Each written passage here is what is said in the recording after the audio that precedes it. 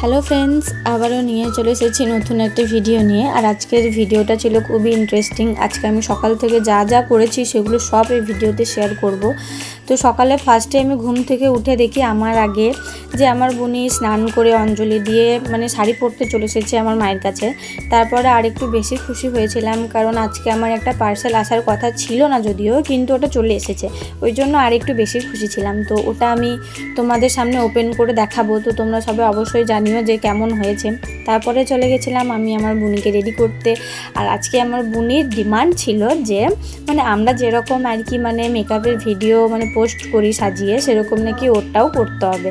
তো দেখো এখানে ওর সময় মতো আমি চলে গেছিলাম সাজাতে ওকে। আর আজকে ক্যামেরাটা আমার মা ধরে দিয়েছিল যদিও।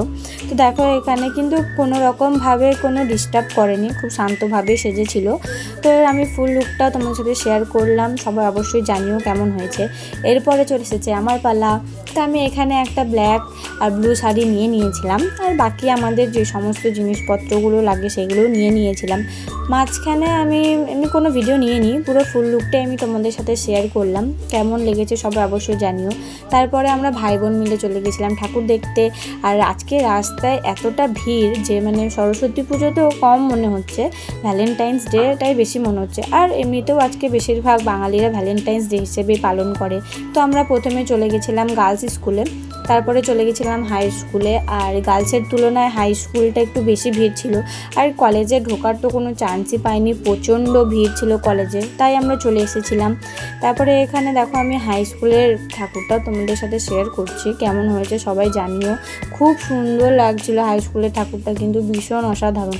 আর আজকে আমাদের মেন মোটিভ ছিল আমাদের ঘুষকরায় মেলা দেখতে যাওয়া। তো তার মতো আমরা টিকিট কাউন্টারে চলে এসেছিলাম টিকিট কাটতে।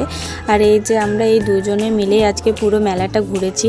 তো পুরোটাই আমরা কি করেছি না করেছি সবটাই কিন্তু এই ভিডিওতে আমরা শেয়ার করব, তার জন্য পুরো ভিডিওটা তোমাদেরকে শেষ পর্যন্ত দেখতে হবে। আমরা ঠিকঠাক মতন চলেও গেছিলাম, আর আমাদের টাইম ছিল 1:15-তে। আমরা নেমেও গেছিলাম, তারপরে টোটো ধরে আমরা চলে গেছিলাম রতন্তী কালীতলা। এখানে কালীতলাতেই মেলা হয়, প্রায় 7 দিন বা এরকম কিছুদিন থাকে মেলাটা। তা আমি মন্দিরের ভিউটাও তোমাদের সাথে শেয়ার করছি, ঠাকুরটাও শেয়ার করলাম, কেমন হয়েছে সবাই জানিও ডেকোরেশনটা। আর আমাদের মেন চলে গেছিলাম মেলা। তো মেলাতে যে দিনের বেলাতে শান্তিনিকেতন মেলাতে তো সবসময় ভিড় হয়, সবার জানা কথা, কিন্তু এরকম একটা মেলাতে যে দিনের বেলাতেও এত ভিড়, সেটা বিশ্বাস করা যায় না, না দেখলে পরে। আজকে একটু বেশি ভিড়টা ছিল। তারপরে আমার ভাইরা চলে গেছিলো লাফাতে, আর বাচ্চাদের তো এটা পেলে আর কিছু চাই না। তো লাফাতে লাফাতে আমাদের খিদে পেয়ে গেছিলো, তারপরে চলে গেছিলাম আমরা খেতে। তো আমরা কি খেয়েছি সবাই অবশ্যই দেখে নিও। আর তোমাদের কোন জিনিসটা খেতে ভালো লাগে সবাই অবশ্যই কমেন্ট করো মেলায় গেলে। আর এটা করতে করতে আমাদের বেজে গেছিলো প্রায় 3টে, আর আমাদের ট্রেন ছিল 3:30-র সময়। তো আমরা তাড়াতাড়ি করে টোটো ধরে আমরা চলে গেছিলাম স্টেশনে।